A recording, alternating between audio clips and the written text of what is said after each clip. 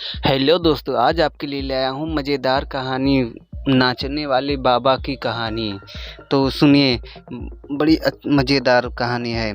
एक गांव में सूखा पड़ा था। बारिश न होने के कारण फसलें सूखने लगी थी।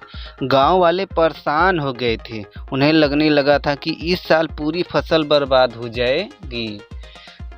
एक दिन गांव में एक साधु आया और मस्त होकर नाचने लगा। गांव में जो भी उसे देखता पागल समझता। धीरे धीरे पूरे गांव में उस पागल साधु की खबर फैल गई।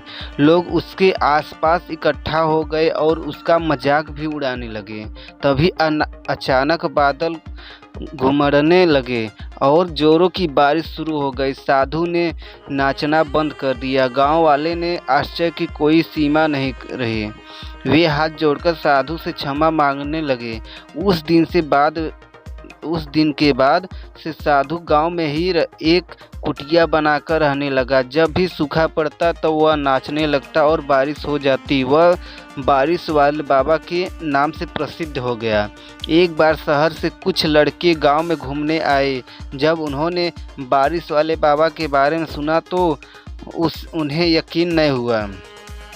उन्होंने गांव वालों से कहा कि अगर साधु बाबा के नाचने से बारिश हो सकती है तो हमारे नाचने से भी हो सकती है।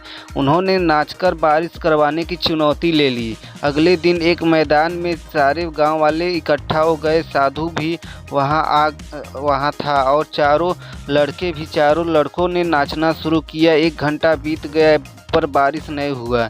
एक लड़का नाचते नाचते थक गया और बैठ गया। 1 घंटा और बीता पर बारिश नहीं हुआ। दूसरा लड़का भी थक कर बैठ गया।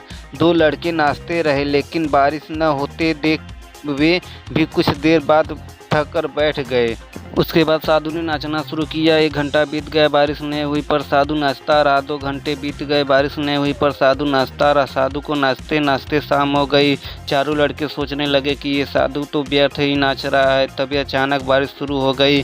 साधु ने नाचना बंद किया पर गांव वाले झूम उठे। चारों लड़के साधु के चरणों में गिर पड़े और पूछने लगे, बाबा आपने ये चमत्कार कैसे किया? साधु ने कहा, मैं इस विश्वास के साथ नाचना शुरू करता हूँ कि बारिश ज़रूर होगी और तब तक नाचता रहता हूँ जब तक बारिश नहीं हो जाती।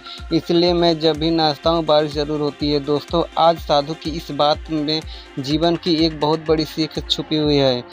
किसी भी काम में सफल होना है तो उसे पूरा करने में दृढ़ निश्चय के साथ काम शुरू करें और उसके बाद रुके नहीं। उतार चढ़ाव आएंगे लेकिन अपने निश्चय से डिगे नहीं। अनवरत काम करते रहें, इस काम में सफलता अवश्य मिलेगी। धन्यवाद।